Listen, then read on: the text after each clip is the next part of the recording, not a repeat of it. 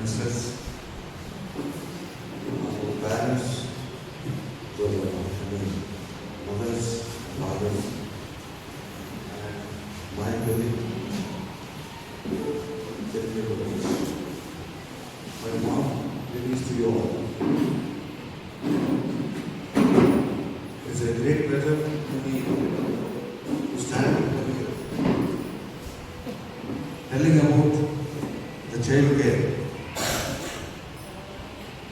Because, like you all, I am also a parent. So, ఇది ఒక లక్ష్యం నా అనుకోవద్దు. ఒక పేరెంట్గా నేను పేరెంట్ కాబట్టి నాకున్నటువంటి ఈ కొద్ది అనుభవాన్ని మీతో పంచుకోవాలనుకుంటున్నాను ఈరోజు. చైల్డ్ యొక్క లైఫ్లో ఇంపార్టెంట్ స్టేజ్ అనేటిది, ఇంపార్టెంట్ ఎడ్యుకేషన్ అనేటిది ఇంటి దగ్గర ప్రారంభం. అది చాలామంది గుర్తించు.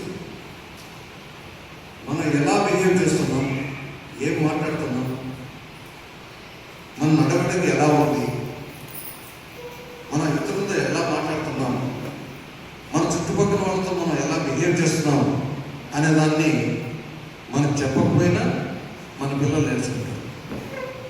ఒక చిన్న ఉదాహరణ అండి, మన ఇంట్లో ఉంటాం, ఏదో పనిలో ఉంటాం, ఇంపార్టెంట్ క్రికెట్ మ్యాచ్ చూస్తున్నాం, ఇంపార్టెంట్ క్లైమాక్స్లో ఉంటుంది. అప్పుడు ఎవరో మనకు సంబంధించిన ఒక వ్యక్తి వచ్చి మనం పిలుస్తాడు ఇంటి బయట నుండి.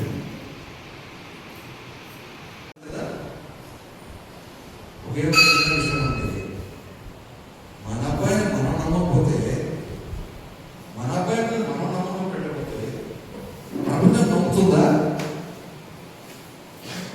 ఒకసారి చేయండి. ఎవరు నమ్మాలి? మనం నమ్మాలి. ఎందుకంటే మన బిడ్డ కావాలి. కథ గుర్తుంచండి.